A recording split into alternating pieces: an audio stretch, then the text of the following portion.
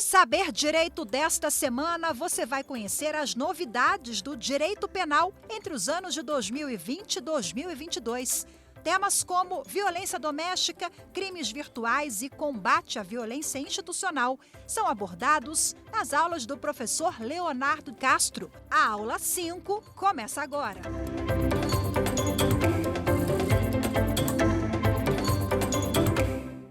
Olá, meu amigo, bem-vindo ao Saber Direito. Eu sou o professor Léo Castro e vamos aqui para a nossa quinta aula a respeito das alterações ocorridas no nosso direito penal desde 2020 até aqui, 2020 até 2022.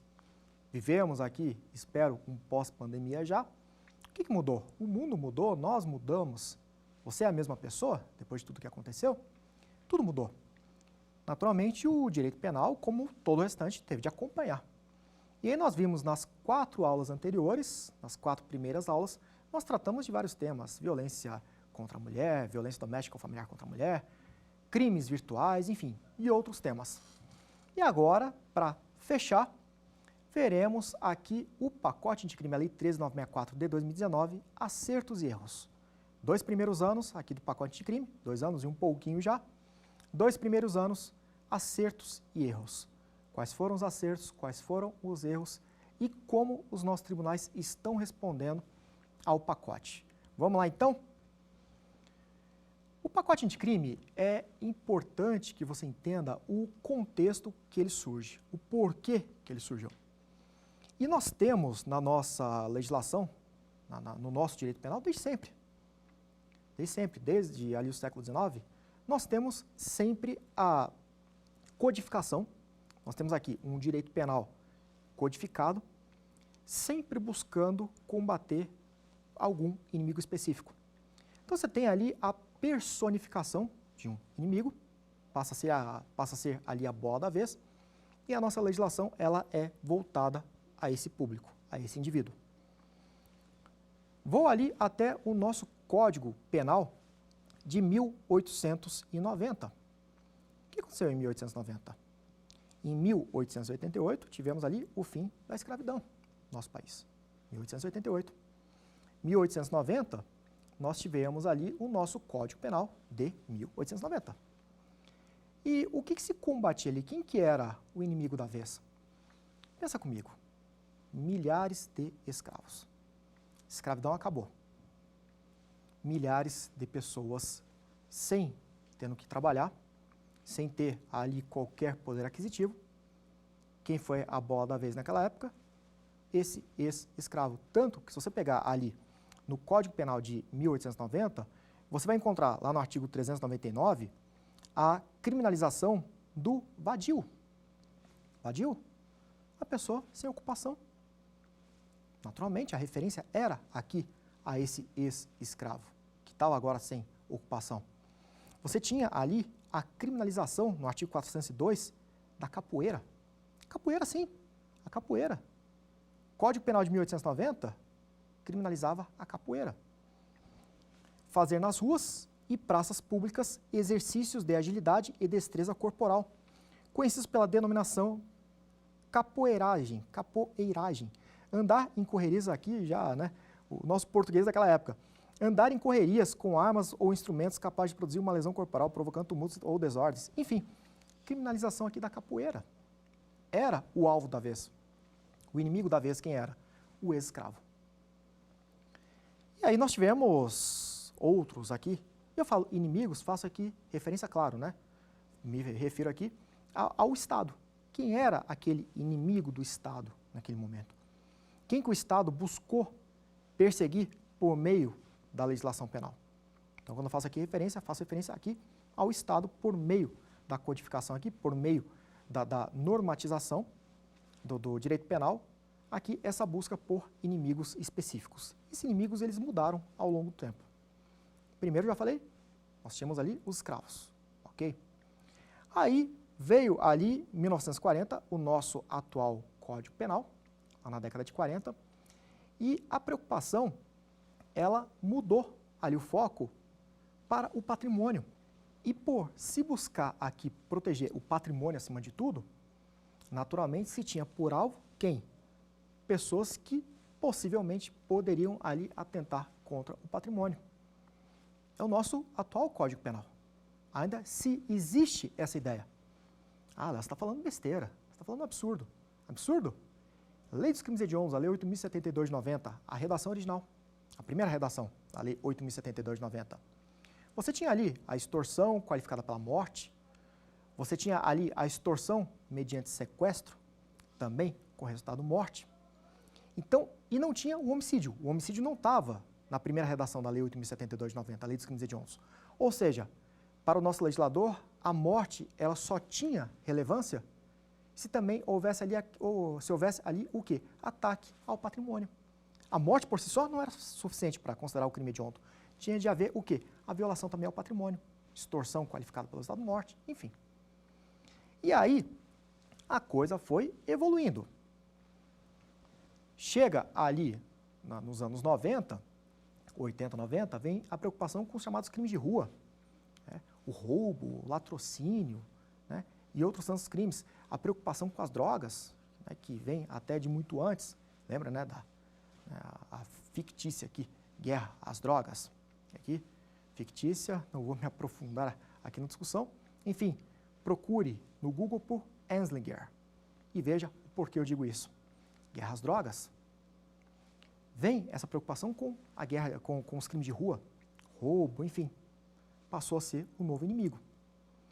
E aí, vem aqui nesse contexto dessa busca por um inimigo, que é uma coisa curiosa, né? Essa ideia da personificação. Temos de ter um inimigo para combater, né? Por meio da lei, como se houvesse ali uma única fonte do mal. Vem aqui o pacote anticrime, em 2019, a Lei 13.964 de 2019, e qual era o inimigo da vez aqui? Qual que era aqui a suposta proposta do pacote anticrime? A bola da vez, por conta de tudo que estava ocorrendo no nosso país, qual era? Corrupção. Corrupção em sentido amplo aqui. Não só o crime de corrupção passiva do artigo 317 do Código Penal, ou corrupção ativa, corrupção passiva do artigo 317, ou corrupção ativa do artigo 333 do Código Penal. Passiva, aquela pelo funcionário público, que solicita, recebe ou aceita, promete vantagem, ou ativa, o particular que oferece ou promete a vantagem ao funcionário público. Não é apenas essa corrupção, não, é corrupção em sentido amplo. Você tem ali os crimes funcionais, concussão, você tem ali o peculato, enfim, e outros tantos crimes funcionais. O que se buscava supostamente aqui perseguir por meio do pacote, o inimigo dessa vez era a corrupção, essa era a proposta. Vamos acabar aqui com a corrupção. Agora, sabe o que é engraçado? O que é mais curioso do pacote? Se você pegar a redação do pacote de crime, sabe quantas vezes se fala em corrupção passiva? 0. Sabe qual foi a alteração que se deu nos crimes funcionais? A alteração que se deu foi o quê? Lá na concussão, crime do artigo 316, que tinha uma pena de 8 anos, pena máxima de 8 anos, enquanto a corrupção passiva tinha uma pena máxima de 12, e era uma completa desproporção, só houve o quê? O legislador apenas colocou ali, deixou as duas penas iguais, concussão e corrupção passiva, com pena máxima de 12 anos. Só, parou por aí. Então, que guerra à corrupção é essa? De onde vem essa guerra à corrupção, que não tratou, nem tocou no assunto? Mas esse era um dos inimigos. Mas não foi o único inimigo aqui, né? O suposto inimigo que se buscava aqui punir, né? O corrupto. Não parou por aí. Até uma coisa que eu questiono, se a ideia era perseguir o corrupto, por que não adicionou a corrupção passiva ao rol dos crimes hediondos? Isso aí ninguém quer. Então, você vem aqui com essa ideia do inimigo, né? Vamos combater a corrupção, olha, pacote de crime, vamos destruir a corrupção no Brasil. Como? Se você nem tocou no assunto. E o que o pacote de crime ele trata a respeito? O pacote de crime, ele trata das organizações criminosas, ele trata ali da lei de drogas, enfim, ele trata de vários temas. E em meio a essa busca, né, por colocar ordem no nosso país, o pacote anticrime acabou ali por cometer ali, o legislador acabou por cometer uma série de atropelos. Em alguns pontos, o pacote anticrime, assim, é no mínimo trágico. No mínimo trágico aqui, para dizer o mínimo. Foi trágico o que foi feito. Alguns pontos do pacote anticrime, olha, não sei nem o que dizer. Não sei nem o que dizer. Vou te dar um exemplo. Há alguns dias aqui, uma das alterações produzidas e talvez uma das piores que nós tivemos pelo pacote, acredite, o crime de extorsão qualificada pela morte, artigo 158, parágrafo 2º do Código Penal, um dos crimes mais graves que nós temos na nossa lei. Acredite, o pacote anticrime tirou do rol dos crimes hediondos, não é mais crime hediondo. Extorsão qualificada pela morte saiu de lá. E sabe por quê? Eu até acho graça quando eu penso nisso, é trágico na verdade, né? Mas sabe por que me dá até vontade de ir quando eu falo desse assunto? Alguns dias eu dei uma aula a respeito do assunto, do tema, e ali no momento da avaliação, um aluno revoltadíssimo. Ele falou comigo, né, reclamando da minha aula, por quê? Porque segundo ele, não era possível que o legislador teria cometido uma insanidade dessa. Que na verdade eu é que deveria estar louco por estar levando uma informação dessa para a sala de aula. Queria eu estar louco e estar falando besteira. Infelizmente, saiu mesmo. Extorsão qualificada pelo estado de morte saiu do rol dos crimes hediondos. E sabe por que aconteceu isso? O que eu quero acreditar? E aqui, olha, eu não sei o que é pior. Se o legislador, tirando intencionalmente a extorsão qualificada pelo estado de morte do rol dos hediondos, o artigo 158, parágrafo 2º, tirando intencionalmente, ou se pelo fato de ter tirado por acidente. Eu acho que da forma como aconteceu, foi por acidente. Sabe por que eu falo isso? Porque você tem ali a extorsão qualificada pelo estado de morte, artigo 158, parágrafo 2º do Código Penal. E você tem ali o artigo 158, parágrafo 3º, que é o chamado sequestro relâmpago, que é outra forma qualificada do crime de extorsão, que também pode ter ali a pena qualificada pelo estado de lesão corporal grave ou morte. E o que acontece? Quando foi adicionado ali o sequestro relâmpago ao Código Penal, artigo 159, parágrafo 3º, o legislador ele não adicionou esse crime ao rol dos crimes hediondos. Ou seja, no rol dos crimes hediondos estava o quê? Na lei dos crimes hediondos estava o quê? Extorsão qualificada pelo estado de morte, 158, parágrafo 2º do Código Penal, mas o 158, parágrafo 3º do CP não estava no rol. E a comunidade jurídica falava, mas como assim, né, legislador? Como assim? Como é que um crime grave desse, até mesmo com resultado de morte, imagina um sequestro relâmpago com resultado de morte? Não era crime hediondo, completo absurdo. Completo absurdo. Conduta até mais grave do que a do artigo 158, parágrafo 2º. Até mais grave. Aí você pega, legislador, como é que você deixou de fora? Aí o que o legislador fez com o pacote? Ele pegou lá 158, adicionou 158, parágrafo 3º e tirou o parágrafo 2º. Eu quero acreditar que foi equívoco.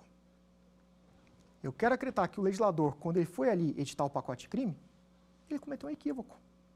Na hora de fazer a edição, em vez de simplesmente adicionar ali o parágrafo 3º, do 158 ao rol dos hediondos, ele tirou o parágrafo 2º e colocou o 3º lugar. Um completo absurdo. Você imagina que o pacote de crime ele entrou em vigor no dia 23 de janeiro de 2020. E imagina a seguinte situação. Imagina que em 2019, eu pratiquei um crime de extorsão qualificada pelo resultado de morte. Crime gravíssimo, gravíssimo, mesmo a pena do latrocínio. Fui ali condenado pelo crime. Estou ali cumprindo minha pena, e aí vem o pacote anticrime e diz o quê? Olha, aquela extorsão qualificada pelo resultado de morte que você praticou, deixou de ser crime hediondo. Eu imagino que teve gente na cadeia comemorando, gente da prisão comemorando. Do dia para a noite, o sujeito se viu beneficiado pelo fim ali da hediondez. Consequência, progressão de regime muito mais rápido. E uma série de outros benefícios ali mais difíceis de se alcançar, a exemplo ali da saída temporária, livramento condicional, enfim, facilitou tudo. Do dia para a noite. Olha que prêmio para o cara condenado por extorsão qualificada pelo estado de morte, artigo 158, parágrafo 2º do Código Penal. Então eu quero acreditar que foi de fato um equívoco. Mas como eu disse, eu não sei o que é pior. Se o legislador ele tirou intencionalmente de lá, e eu pergunto ao legislador, mas por quê? Você não acha grave esse crime? Extorsão qualificada pelo estado de morte? Ou você acha pior que tenha sido retirado por equívoco? Poxa vida, com tanta gente nesse Congresso Nacional, será que ninguém percebeu que tinha alguma coisa errada ali? Eu não sei o que é pior, de verdade. Esse, na minha opinião, é um dos piores erros do pacote. Foi um completo absurdo. Inclusive, temos lei, já um projeto de lei em andamento, projeto PL 4227/2020. PL 4227/2020, ele busca reincluir o quê? Ele busca reincluir a extorsão qualificada pelo estado de morte ao rol dos crimes hediondos, ou seja, meio que tentar corrigir o vacilo ocorrido pelo pacote de crime. Então, você tem aqui o quê? essa busca por, aqui por esse projeto de lei, essa busca por tentar reparar um aparente equívoco cometido pelo nosso legislador. Mas os erros aqui, as pisadas de bola, elas não param por aí. Há elogios também. Daqui a pouco vou comentar pontos positivos. Mas, primeiro, os erros. E eles não param por aqui. Nós temos outras situações aqui no pacote que a gente olha e questiona o legislador. Mas, legislador, o que aconteceu, né? Ali quando você estava fazendo a edição ali do pacote, o que aconteceu? Né? Como é que você chegou a uma conclusão dessas aqui? Vou dar aqui alguns exemplos. Na verdade, trouxe alguns exemplos aqui para o nosso debate. Primeiro exemplo que eu trouxe, a extorsão qualificada pelo resultado morte, artigo 158, parágrafo 2º, saiu do rol dos crimes hediondos. Primeiro erro. Segundo erro, esse aqui também, assim, num primeiro momento, uma primeira leitura do pacote, eu não percebi, admito, não percebi esse erro. Mas depois, quando eu vi os comentários surgindo, eu falei, não é possível que isso tenha acontecido. Não é possível. Sabe o que aconteceu? Antes do pacote, progressão de regime, para o sujeito ali do regime fechado para o semiaberto, do semiaberto para o aberto, a gente calculava para a progressão com base em frações. 1/6, 2/5, 3/5, só que isso é horrível. Pô, a gente já fez direito porque a gente precisa fazer conta, né? Aí o cara vem lá, pô, calcula aí 2/5, 7 anos. Eu sei lá quanto é que dá 2/5, 7 anos. Aí o legislador veio aqui no pacote anticrime, artigo 112 lá da LEP, e agora a progressão é calculada em percentual. Nesse ponto, olha, agradeço ao legislador. Me ajudou muito. Eu nunca sou fazer cálculo com fração. Com percentual eu me viro. Então aqui, nesse ponto, até agradeço ao legislador. Mandou bem mesmo. Ali essa troca da fração por percentual. Ok. Só que sabe o que aconteceu? Olha que loucura. Você tem ali 8 parâmetros. 16, 20, 25, 30, 40, 50, 60 e 70%. Isso vai mudar, isso vai aumentando de acordo com o quê? Se o crime é comum ou o crime hediondo é equiparado e se o sujeito é reincidente ou primário, natural. Crime comum para crime hediondo é equiparado, a coisa vai subindo e vai ficando mais difícil a progressão. Primário para reincidente vai subindo e vai ficando mais difícil ali a progressão. Ok. Em relação à progressão no caso de crime hediondo equiparado, você tem ali no cálculo percentual fixado, você tem ali o quê? A exigência de reincidência específica para que você considere ali os percentuais mais altos. Então, por exemplo, 70%, que é o mais alto que tem, que é o crime hediondo ou equiparado, com resultado morte no caso de reincidência. Só que essa reincidência que foi trazida lá pelo pacote, em relação ao crime hediondo ou equiparado, é a reincidência específica. Não entendi, Léo. Não consegui visualizar aqui qual que é o problema, qual foi o grande erro aqui do legislador. É muito simples.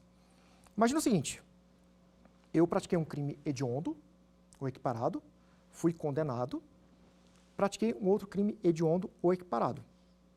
Sou considerado reincidente para fins aqui de progressão? Sim. Perfeito, porque é reincidência específica. Agora imagina o seguinte, imagina que eu fui condenado pelo crime de furto simples, artigo 155 caput do Código Penal. É crime hediondo? Não. Então eu fui condenado pelo furto. Artigo 155 caput, pena de 1 a 4 anos, não é crime hediondo. Beleza. Transitou em julgado ali a sentença condenatória pelo furto. Durante aqueles 5 anos da reincidência, eu venho e pratico um crime hediondo. Eu sou aqui, para fins de cálculo da progressão, eu sou reincidente? Eu sou primário. Porque o legislador esqueceu, ele simplesmente esqueceu de trazer essa situação. Porque pensa bem, ó, comum, comum, hediondo, hediondo. Tinha que ter um meio termo, comum, hediondo. Tinha que ter uma fração intermediária. Ele não trouxe. Ele trouxe o quê? Comum, comum, hediondo, hediondo. E se for comum, hediondo? Aí considera o sujeito primário, para fim de progressão. O que a situação acabou chegando aos tribunais superiores, chegou ali ao STJ, chegou até o Supremo, qual foi a conclusão que se chegou? Chegou à conclusão que, de fato, o legislador esqueceu. Ele esqueceu desse percentual intermediário ali. Esqueceu. Esqueceu. E volta a questionar, esquece, pelo amor de Deus, como é que pode? Vacilou ali na progressão. Quer ver um outro? O confisco alargado com ônus para o réu. Ali no artigo 91A do Código Penal, você tem o chamado confisco alargado. Isso aqui é a expressão adotada pela doutrina. E você tem a possibilidade ali, no caso de condenação do sujeito, de que ele perca além do que é objeto de discussão ali na ação penal, ele perca além do patrimônio, por presunção de que pelo patrimônio dele não corresponder à renda que ele tem, por presunção de que aquele patrimônio dele é de origem ilícita. Então, imagina, vê ali a condenação. E aí, em razão dessa condenação, o sujeito ganha R$5.000 por mês. Aí vai ver o patrimônio dele ali. Ele tem um carro de R$700.000. Ele tem uma casa de R$1,5 milhão. Tem lá 300 mil depositados na conta. Vai fazer o cálculo, chega ali à conclusão, opa, tem alguma coisa errada aqui, né? Não está batendo. É que milagre é você está fazendo? Me ensina também, né? Quero fazer isso aí também, né? Multiplicar dinheiro desse jeito. E aí, o que ocorre? Vem aqui o artigo 91A do Código Penal, chamado confisco alargado, com a possibilidade de perdimento desse patrimônio aqui do réu, do condenado, perdimento desse patrimônio, que se presume tenha origem ilícita. Por quê? Porque não se ficou ali, não tem como se verificar a origem ilícita. Você presume a origem ilícita desse patrimônio. De fato, o cara ganha 5 mil por mês. Tem um carro de 700, tem uma casa de R$1,5 milhão. Alguma coisa está errada. Então, o artigo 91A, ele traz a possibilidade do perdimento além aqui. Esse perdimento além. Por quê? O perdimento desse valor, desse patrimônio, que extrapola aquilo que o sujeito poderia, de fato, ter adquirido com o rendimento dele. Ok, eu consigo até entender isso aí, né? Imagina um exemplo bizarro como esse que eu dei aqui agora. Um sujeito ali envolvido com corrupção passiva. Sendo investigado ali por corrupção passiva, ele estaria ali, né, recebendo valor de propina há algum tempo, funcionário público, recebendo propina há algum tempo. Com o tempo, não se sabe. Você vai olhar o patrimônio do cara, o sujeito é servidor público, ganha ali R$5.000 por mês e tem o patrimônio que eu trouxe aqui agora. É lógico, né, que isso veio de origem ilícita. Aí você vem aqui com perdimento. Ok, eu consigo entender a lógica do negócio. Só que sabe qual é o problema? O pacote anticrime trouxe ali no artigo 91A, impôs ao réu o ônus de provar que o seu patrimônio é lícito. Como assim? Como é que vai impor isso? Como é que vai impor ao réu esse dever, ao condenado de impor, vai se impor ao condenado esse dever aqui, passar para ele o ônus de provar de que é dele? O poder público que busque, né, comprovar aqui a origem ilícita. Outro erro, na minha opinião, do pacote anticrime. Eu falo erro, não que eu concorde ou discorde de algo, não é isso não. Eu falo erro porque você tem uma previsão aqui, como é o exemplo trazido, você tem previsão que você bate o olho e você fala, é questão de tempo até a jurisprudência derrubar esse troço. Questão de tempo. Né? Quer ver um outro exemplo? Que é questão de tempo aqui para cair?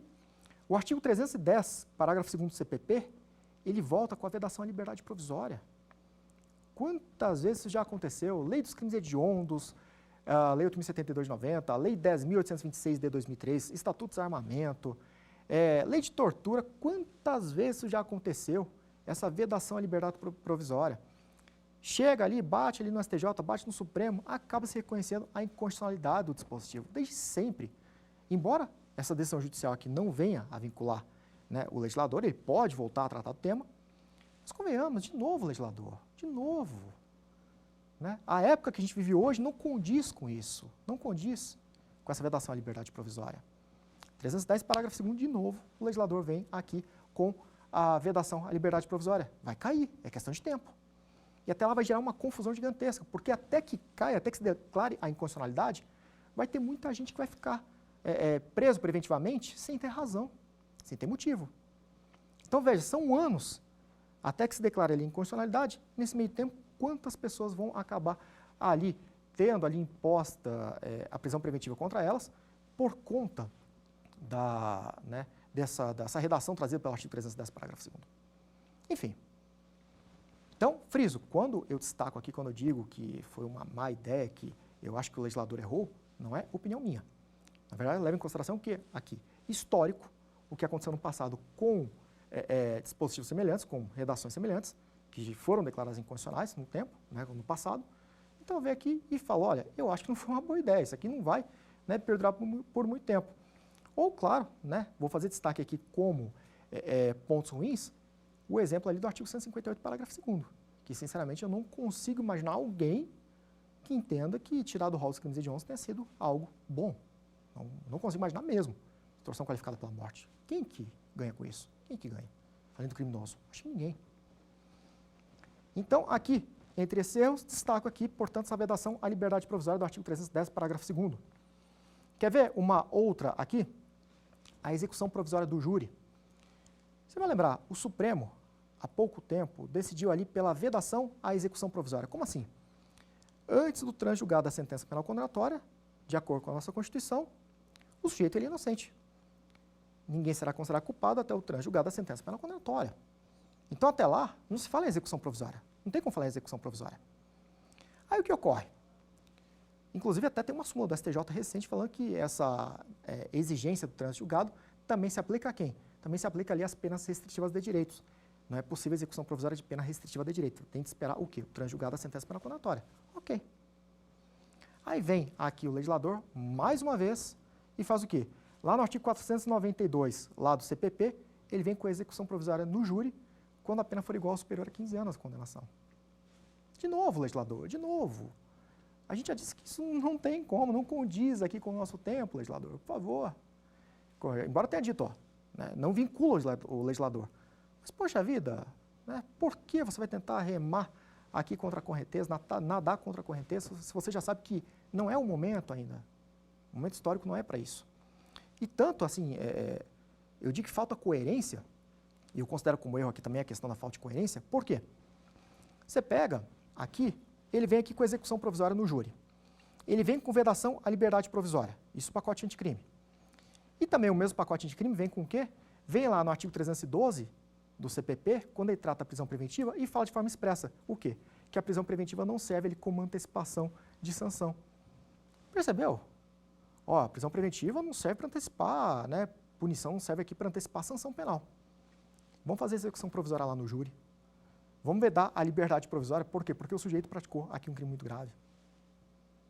Então, assim, você vê que aparentemente o legislador ele se contradisse em alguns pontos aqui do pacote. Por isso eu considero também erro. Outra questão aqui, a hediondez do porte de arma de fogo de uso restrito. Parte do pacote de crime, você deixou de ser considerado crime hediondo o quê? Posse ou porte legal de arma de fogo de uso restrito. Agora só arma de fogo de uso proibido. Posse ou porte legal de arma de fogo de uso proibido, você vai ter como crime hediondo. Uso restrito, não mais. E sabe por que aqui eu considero um erro? Porque se você pegar ali no artigo 310, parágrafo 2º do CPP, as hipóteses de vedação à liberdade provisória, uma delas sabe qual é? Porte ilegal de arma de fogo de uso restrito. O legislador vem e fala o quê? Não vai se admitir liberdade provisória para o porte legal de arma de fogo de uso restrito. Mas eu vou tirar do rol dos crimes hediondos. Não dá para entender? Cadê a coerência? Não tem. Então a impressão que você tem aqui no pacote de crime, em muitos pontos, é que foi um trabalho feito na base de recorte, né, e que se juntou e virou, aqui no final das contas, um verdadeiro aqui monstro de Frankenstein. Né, tem um pedacinho ali de cada um. E acabou por se criar essas situações aqui, né, algumas até mesmo completamente absurdas, como o exemplo que eu trouxe aqui do artigo 158, parágrafo 2º, que saiu do rol dos crimes hediondos. Além disso, além dessas alterações todas aqui, nós temos alguns pontos positivos. E quais são os pontos positivos trazidos aqui no pacote de crime? O que aqui merece, de certa forma, aqui elogio? Quais foram os acertos iniciais aqui do pacote? Eu trouxe alguns. Há outros, mas trouxe alguns. Primeiro aqui, o retorno da majorante da arma branca no roubo. Esse aqui foi um acerto. Na verdade, esse aqui foi uma correção de um erro. O que aconteceu? Olha a situação. Em 2018, o legislador ele veio e ele tirou a majorante da arma branca no roubo. Ou seja, se em 2017 eu pratiquei um roubo com emprego de faca, arma branca, na época era crime majorado, né? Era um roubo circunstanciado. Se aplicava ali a majorante. Então, na época, você tinha o quê? Um roubo majorado, um roubo circunstanciado, com emprego de arma branca. Em 2018, o legislador tirou essa majorante do rol, lá do parágrafo 2º do artigo 157. Pensa bem, e virou furto simples. Eu te pergunto, a gravidade é a mesma? Quando você tem aqui um roubo praticado com uma arma branca, uma faca, e um roubo praticado com os punhos, a gravidade é a mesma? Claro que não. Um roubo com uma faca é muito mais grave a situação. E como é que o legislador coloca os dois no mesmo patamar? Então, ele aparentemente foi, assim como aconteceu no artigo 158, parágrafo 2º, aparentemente aqui houve um vacilo do legislador. No momento ali de trabalhar com a redação legal, ele deu uma bobeada e acabou por tirar a arma branca.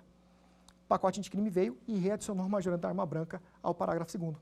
Ou seja, 2017, até 2017 você tinha ali a majorante da arma branca, lá no roubo. 2018, a lei 13.654 tirou a majorante, 2 anos sem a majorante, o pacote de crime veio e readicionou. Ou seja, meio que corrigiu um erro. Então, aqui foi um acerto, já que corrigiu um problema. Como vai acontecer aqui com a extorsão qualificada pela velocidade de morte? Vai ser corrigido esse equívoco uma hora ou outra. Inclusive, até mostrei, falei para você, há projeto de lei nesse sentido. A inclusão do sequestro relâmpago ao rol dos crimes hediondos também foi um acerto. Era necessário o artigo 158, parágrafo 3º. A inclusão ao rol dos crimes hediondos. Não da forma como se deu, né? Não da forma como se deu aqui, pela retirada do parágrafo 2º. Era para ficar os dois ali, né? Não pela retirada de um. Mas, enfim, acertou o legislador. O parágrafo 3º tinha que estar mesmo lá. É um crime grave, a pena é alta, tinha que estar no rol dos crimes hediondos. Então, aqui eu vejo como um acerto inicial também. O estelionato como crime de ação penal pública condicional à representação. O artigo 171, parágrafo 5º. Também não tem como não concordar aqui com o legislador. Sabe por que eu digo isso? Conversamos ali na nossa segunda aula. Eu conversei a respeito disso. Nos últimos anos, quantas vezes você ganhou um suposto prêmio que te mandaram ali por SMS? Você ganhou uma promoção, você ganhou um carro, você ganhou uma casa, você ganhou não sei o quê. Quantas vezes você recebeu esse SMS, essa mensagem por celular? Quantas vezes? Eu recebi dezenas, eu tenho certeza que você também dezenas, centenas de vezes. Você foi até a delegacia registrar a ocorrência? Eu não fui. Sabe por que eu não fui? Porque eu acho que não vale a pena. O que eu vou ganhar com isso? Vou pegar, depois vou ter que ir para a delegacia, vou ter que ir para a audiência. Eu lá quero me envolver com isso? Deixa para lá. Ainda dou risada, printo e boto lá no Store, lá no Instagram, para brincar, né, com a situação, porque eu não vejo por que atrás. Eu acho que a maioria das pessoas também não vê por que atrás. Deixa para lá. Né? Ah, você ganhou no caminhão lá do apresentador TV, né? 1000 prêmios. Pô, aqui é o banco fulano de tal, cheio de erro de português na mensagem, né? Cheio de erro de gramática. Você fala, pô, pelo menos, bandido burro, né? Pelo menos escreve uma mensagem sem erro, né? Enfim, acaba virando piada e penso que a maioria das pessoas nem leve isso para frente. Eu, pelo menos, não levo. Nesse ponto, o pacote de crime, acho que o legislador ele acertou. Você imagina, para mim, não importa, para mim não importa. Eu não tenho a menor vontade de entrar num negócio desse. Agora você imagina, o estelionato como crime de ação penal pública incondicionada. Ou seja, independentemente aqui da minha vontade, haveria a persecução penal. Imagina, eu estou aqui contando essa história para você, nossa, hoje um cara mandou mensagem para mim aqui dizendo que eu ganhei no caminhão do fulano, né, ganhei 1000 prêmios, R$1 milhão em prêmios. Estou te contando um negócio desse. Você, diante da situação, você é uma autoridade policial, diante da situação, crime de ação penal pública incondicionada, vai ter que instaurar inquérito policial. Quando era crime de ação penal pública incondicionada. Eu vou pegar e falar, não, autoridade policial, não quero. Não quero ter que ser ouvido na delegacia, eu não quero nada disso. Tá, para mim isso é até motivo de brincadeira, motivo de risada, não quero. Aí ele fala, não, crime de ação penal pública incondicionada, eu tenho agora o dever. Eu tomei conhecimento do fato, eu vou ter que instaurar inquérito policial. Quem que ganha com isso? Ninguém. Então, nesse aspecto, o legislador, acredito que ele acertou com o pacote, deixa a critério da vítima a decisão, se ela quer ou não a persecução. Como disse, no meu caso, eu nunca quero, não vejo o menor interesse. Agora, no dia que acontecer uma situação que eu faça ali a avaliação e fale, não, eu acho que essa situação vale a pena. Aí eu vou registrar a ocorrência, vou representar e vou aqui buscar a persecução penal. Mas a decisão é minha vítima, e não do Estado. Não vai o Estado impor aqui essa persecução penal. Então, nesse aspecto, eu acho que acertou o legislador, com ressalva do parágrafo 5º, que você tem ali situações em que não vai se permitir que se dependa de representação. Ali a vítima com idade superior a 70 anos, enfim. Também, né, penso que o legislador acertou ali com aquelas exceções do parágrafo 5º do artigo 171. Então, regra, estelionato, crime de ação penal pública condicionado à representação. Sinceramente, concordo com o legislador nesse aspecto. O acordo não persecução penal também não tem como não concordar aqui, né? Mais uma medida de não aplicação de pena. Sabemos que a imposição de pena privativa de liberdade como sanção já não funciona há muito tempo. E há uma razão histórica para isso. Isso vem lá desde a época lá do fim do feudalismo, ascensão do capitalismo, trabalho forçado, fim do trabalho forçado, enfim, a escravidão no nosso país, tudo está envolvido. E, de fato, a imposição de pena privativa de liberdade há muito tempo já não funciona. Então, vamos fazer o quê? Para esses crimes de menor relevância, para as infrações penais de menor relevância, vamos fazer o seguinte, vamos pegar e, em vez de mandar o sujeito para impor pena privativa de liberdade, vamos impor aqui algo alternativo. Buscando o quê? Buscando puni-lo, mas sem ser por meio da pena privativa de liberdade, e reparar o mal causado à vítima. Perfeito, todo mundo sai ganhando. repara o mal causado à vítima, o autor do fato é punido, mas sem ser com pena privativa de liberdade, já que foi uma infração ali, né, de menor relevância, todo mundo sai feliz. Melhor do que mandar para, né, uma cadeia que, de forma ampla eu digo, mandar para uma cadeia que vai gerar custo para o Estado, vai gerar custo para mim, para você, enfim, ninguém ganha com isso. Também penso que o Acordo de Não Persecução Penal, artigo 28A do CPP, foi um acerto aqui do pacote de crime do legislador no pacote. Cadeia de custódia. Cadeia de custódia também foi um acerto do legislador. Na minha opinião, foi um acerto. Cadeia de custódia, que não tem nada a ver com prisão, tá? Cadeia de custódia existe até mesmo na iniciativa privada. E sabe o que é a cadeia de custódia? Eu vou te dar aqui um exemplo para você visualizar o que eu quero dizer aqui, a importância desse controle da prova ali, desde a coleta até o seu descarte ao final. Vou dar um exemplo aqui muito rápido. Um exemplo que eu gosto de trazer aula para você conseguir visualizar aqui a importância de se documentar essa passagem da prova de uma pessoa para outra, desde a coleta até o seu descarte. Há muitos anos, ali anos 80, um voo que saiu, salvo engano, do Rio, com destino a Florianópolis. Ele saiu, quando chegou até Florianópolis, Florianópolis é uma ilha que tem um morro muito alto no meio. O avião pegou, colidiu nesse morro, explodiu, se despedaçou ali o voo, enfim, morreu quase todo mundo, salvo engano, 3 pessoas só ficaram vivas no total. E uma das pessoas que morreu nesse voo foi um senhor que estava indo para Florianópolis, ele estava de mudança para Florianópolis, com o intuito de abrir uma joalheria. E aí o que aconteceu? O avião caiu ali, né, entre os escombros, encontraram a mala dele com as joias e fizeram o quê? Colocaram essas joias dentro de um isopor. Lacraram, né, assinaram tudo bonitinho, beleza. Esse isopor, ele passou de mão em mão durante os anos. Aí, quando chegou ao final lá de toda a história, né, de toda a investigação, de tudo, provavelmente no momento ali de restituir aquelas joias ali aos sucessores, na hora que abriu o isopor, o que tinha dentro? Se não me engano, pedra. As joias? Ninguém sabe. Em que momento as joias sumiram? Se você não tiver o controle de passagem, João passou para o Francisco, passou para o Mário, se você não tiver esse controle, esse registro dessa transferência, dessa prova, você nunca vai saber. Agora, quando você tem aqui esse controle desde a coleta, você tem esse controle passo a passo, olha, fulano fez a coleta, daí levou para o laboratório, passou para o Cicrano, Beltrano e tudo, até o descarte, tudo documentado. Então, eu passo para você, que você passa para ele, e tudo documentado, cada transferência dessa. Fica fácil identificar se tiver havido aqui algum problema. Enfim, alguma contaminação da prova, fica fácil identificar. Cadeia de custódia já existe na iniciativa privada há muito tempo. Empresa que trabalha com logística, né, indústria, há muito tempo que existe isso. Agora, aplicável à prova, né? Então, também outro acerto do nosso legislador. Por fim, um outro ponto que eu entendo aqui como positivo foi o fim da possibilidade de decretação de prisão de ofício pelo juiz. O juiz, ele tem de ficar na posição aqui, o quê? Neutra. As partes que tem que se digladiar aqui, entre elas. O Ministério Público, o advogado, enfim. O juiz, ele tem que ser o quê? Neutro. Não cabe ao juiz atuar aqui como se fosse verdadeiro membro do Ministério Público. Não cabe aqui ao juiz de ofício decretar prisão. Não, ele tem que ser provocado.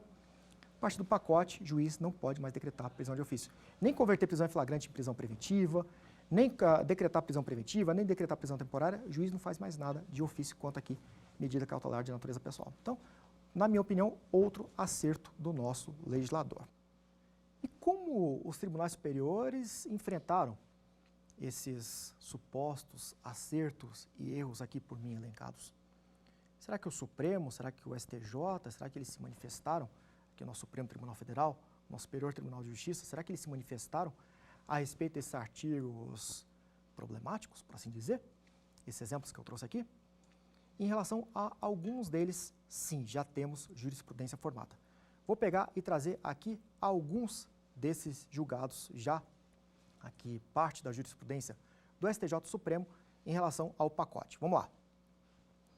Lembra que eu falei do equívoco quanto à progressão de regime, que foi deixada uma lacuna ali? Né? Você tem ali o quê? Comum, comum, hediondo, hediondo, mas não tem ali o percentual fixado para hipótese do quê? Do comum hediondo. Não tem? Aí, como é que o STJ, como é que o Supremo tem enfrentado aqui esse problema, essa lacuna? Olha o que disse aqui o Supremo. Isso foi no recurso extraordinário 1327963 São Paulo. Ao reincidente não específico em crime hediondo, lembra que eu falei? Né? Comum hediondo. Aplica-se inclusive retroativamente o inciso 5 do artigo 112 da LEP para fim de progressão de regime. O que o Supremo pegou e falou? A gente não tem alternativa. Vamos ter de considerar o quê? Que o sujeito é primário. É o que se tem aqui. E como se considera sujeito primário, nesse aspecto, o pacote de crime foi mais benéfico. Como foi mais benéfico, vai ter que fazer o quê? Vai ter de retroagir para alcançar fatos anteriores. Então, nesse aspecto, sem querer, o legislador, querendo piorar a situação, acabou por beneficiar o condenado aqui por crime hediondo. Além disso, nós temos também a questão do confisco alargado. Lembra que eu falei do confisco alargado? O ônus é do réu, de provar ali, né, que o patrimônio tem origem lícita. Aqui, nós temos lá no artigo 91A, tá até aqui a redação, ó, o condenado, parágrafo 2º, artigo 91A, parágrafo 2º. O condenado poderá demonstrar a inexistência da incompatibilidade ou a procedência lícita do patrimônio, ou seja, está passando o ônus para ele aqui, né? Ainda não temos uma posição definitiva da jurisprudência.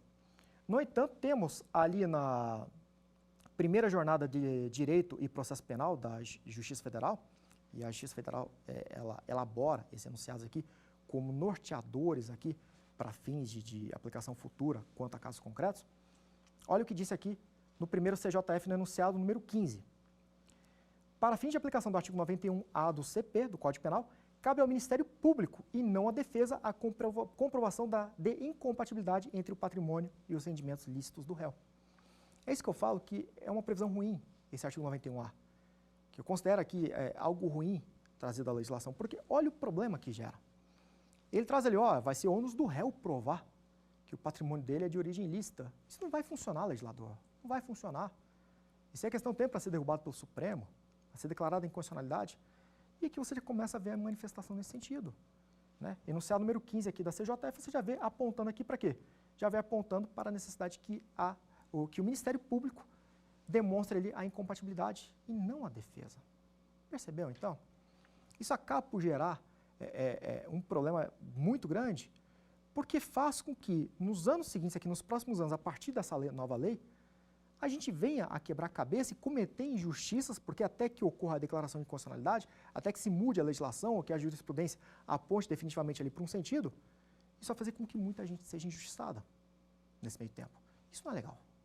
Então, por isso que eu considero um erro do legislador aqui esse confisco alargado com ônus para o réu. Veja que já indica aqui a CJF já indo aqui para o rumo de que cabe ao Ministério Público. É lógico, o ônus da prova é do MP, né? MP que prove. A questão da hediondez do porte de arma de fogo de uso restrito, aqui não teve saída. Aqui não teve saída. Eu acredito que foi um equívoco do legislador, acho que a intenção dele não foi essa.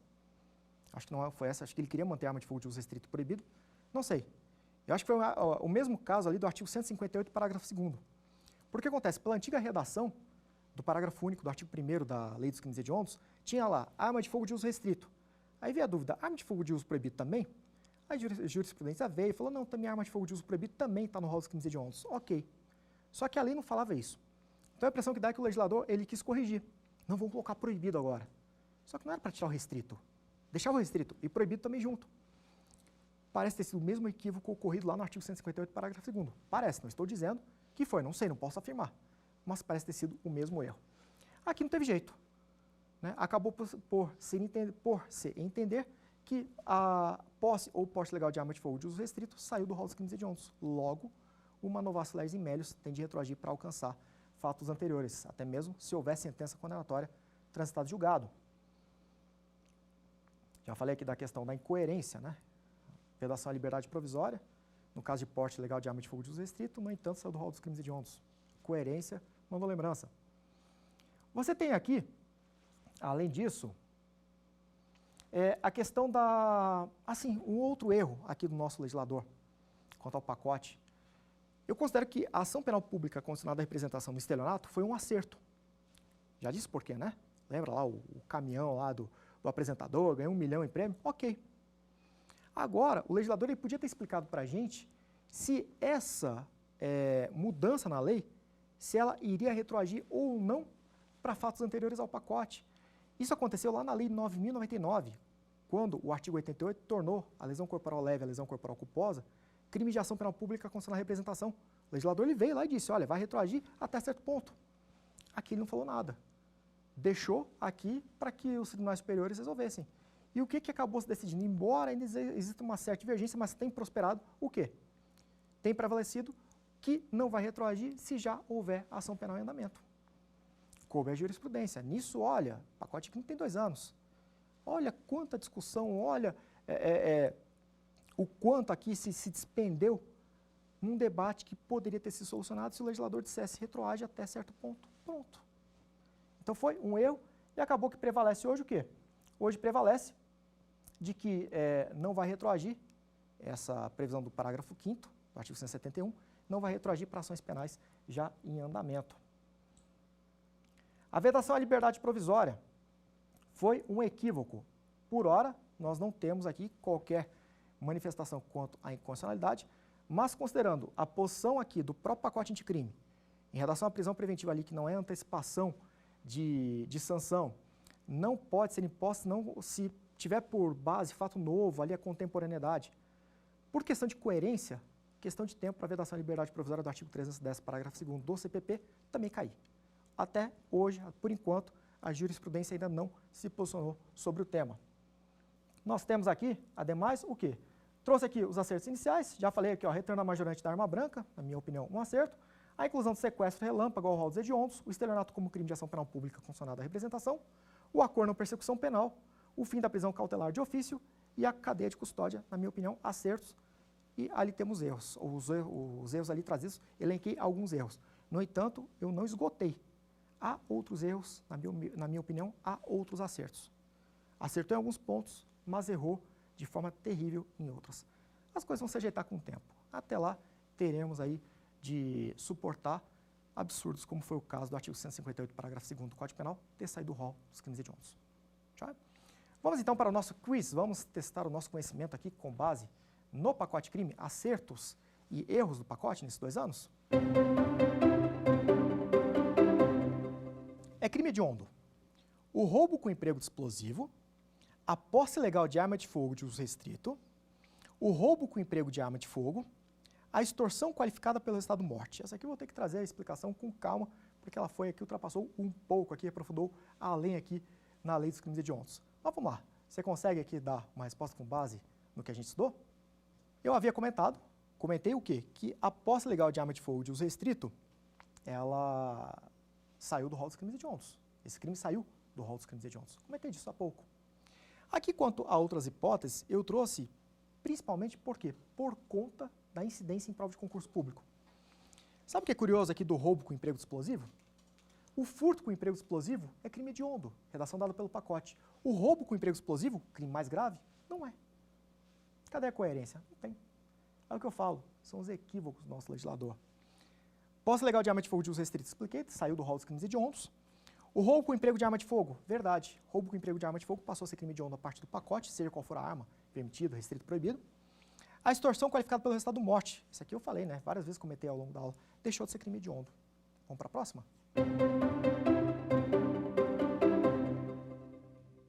Aqui eu vou adicionar mais um erro, na minha opinião, por parte do legislador. Esse foi além aqui do que tratamos há pouco. Na hipótese de condenação por crime hediondo com resultado morte, não se admite permissão de saída, progressão de regime, a saída temporária e remissão. E aí, você pensa a respeito? Aqui, como disse, estou adicionando uma nova hipótese aqui ao nosso estudo. Mais um erro, um possível erro cometido pelo legislador. Qual foi aqui o erro cometido por ele, na minha opinião? Você tem aqui o quê? A permissão de saída. A permissão de saída é a hipótese em que o sujeito, de repente, ele precisa de atendimento médico, ali em regime fechado ou semiaberto, precisa ele de atendimento médico. Na unidade prisional onde ele se encontra, não tem ali o atendimento médico que possa ali atender a necessidade dele. Imagina, ele está infartando, por exemplo. Não dá para atender na enfermaria do estabelecimento prisional. Faz o quê? Leva para a unidade de pronto-socorro. É um benefício? Não é benefício. Não é um benefício. Imagina, tem que cumprir 2/3 da pena para ter direito aqui à permissão de saída. Está infartando. Não tem como. Então aqui não é um benefício. Jamais vai poder ser negado, que seja qual for a natureza do crime, jamais vai se negar aqui, seja qual for a natureza do crime, jamais vai se negar a permissão de saída. Como eu disse, atendimento médico, morte ali de um ascendente, enfim, nunca vai se proibir a permissão de saída. Progressão de regime, falei há pouco, né? Não existe vedação. O problema foi o quê? Foi aquele esquecimento do legislador, né? A progressão é admitida. Só que houve ali um furo quanto à questão da reincidência, né? Que foi trazida a reincidência específica quanto ao crime hediondo ou equiparado.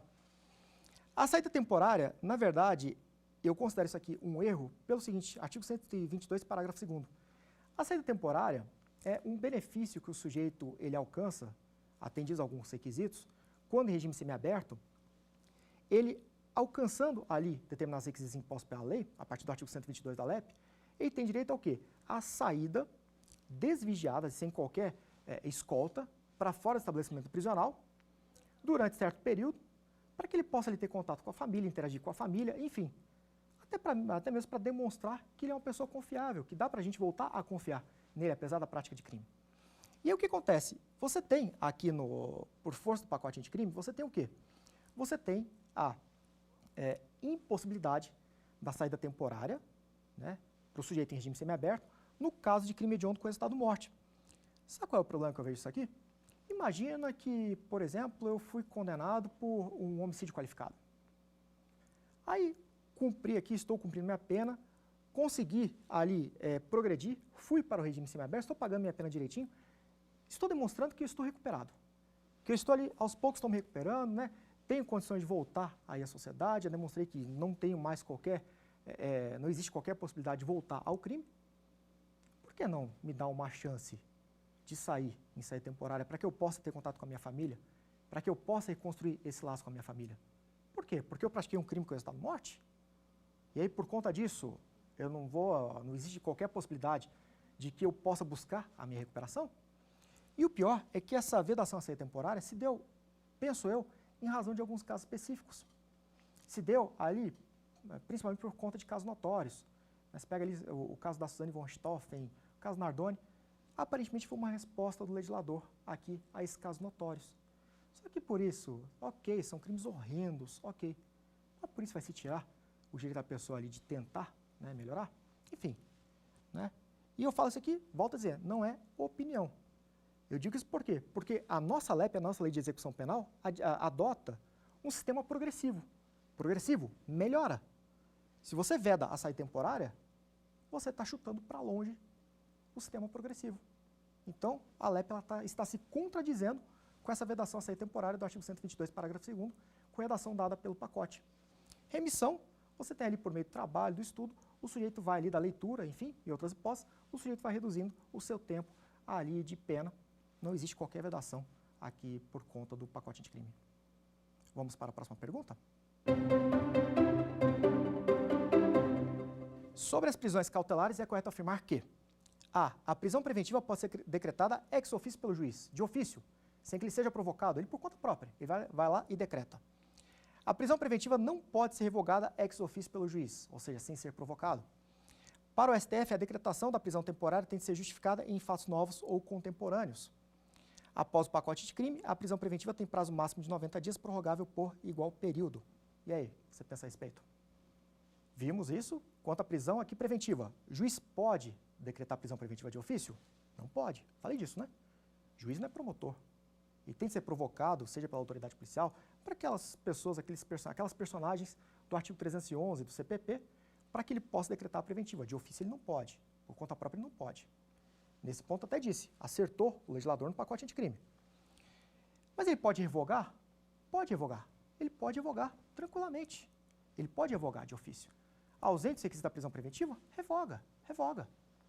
Aqui, o item C. Para o STF, a decretação da prisão temporária tem de ser justificada em fatos novos ou contemporâneos. Lembra que eu falei disso há pouco em relação à prisão preventiva? Que eu falei aqui que não condizia com a redação do pacote, né, a vedação à liberdade provisória, faltava coerência. A vedação à liberdade provisória do artigo 310, parágrafo 2º do CPP, essa vedação da liberdade provisória não é coerente com ali o artigo 312, que diz que a prisão preventiva não é antecipação de sanção, que tem que se dar ali a decretação da prisão preventiva tem que se dar com base em fatos novos, contemporâneos, o Supremo, de fato, entendeu que isso se aplica também à prisão temporária. Cuidado para você que é concurseiro, você vai começar a despencar em prova a todo momento. Por fim, aqui, após o pacote anticrime, a prisão preventiva tem prazo máximo de 90 dias, prorrogável por igual período. Para mim, aqui, para fechar aqui esse nosso encontro, para mim, aqui nesse ponto, foi um dos maiores acertos do legislador. E eu te falo por quê. Lembra aquele caso, não me recordo agora o estado, em que o sujeito ficou 12 anos em prisão preventiva aguardando o julgamento? Isso é um absurdo. Prisão preventiva é uma prisão de natureza cautelar. Como é que o cara vai ficar 12 anos aguardando julgamento, preso? E se ele for inocente, como é que faz? 12 anos. Eu, quando atuei como advogado, vi situações do sujeito ficar ali um ano e meio, chegar na audiência e o juiz, mas como é que você estava preso o tempo todo? Situação em que o sujeito era notoriamente não, né? Notoriamente é publicamente. Mas situação em que o sujeito ele era indiscutivelmente inocente. O juiz olhar ali e falar, mas como é que esse cara ficou preso o tempo todo? Pois é, juiz. Como é que ele ficou preso o tempo todo? Sendo que aqui tudo indicava pela inocência. Quem que devolve esse um ano que o cara ficou na cadeia? Ninguém. Perdido. E aqui o pacote crime lá no artigo 316, parágrafo único, ele traz o quê? Ele traz a necessidade de, a cada 90 dias, o juiz ele tem de revisitar essa decisão que decretou a prisão preventiva. A cada 90 dias, esse prazo nonagesimal, ele tem de voltar e fazer a análise. Será que a prisão preventiva ela pode ser mantida? Sim? Não? Se sim, mantém. Se não, revoga e pode revogar de ofício, como eu falei. O que não pode é decretar de ofício. Muito obrigado, TV Justiça, pela oportunidade. Até uma próxima. Abraço. Quer dar alguma sugestão de tema para os cursos do Saber Direito? Mande um e-mail para a gente, saberdireito@stf.jus.br, ou entre em contato pelo WhatsApp. O número é esse que aparece na sua tela. Você também pode estudar pela internet. Acesse o nosso site tvjustiça.jus.br ou pode rever as aulas no canal do YouTube TV Justiça Oficial.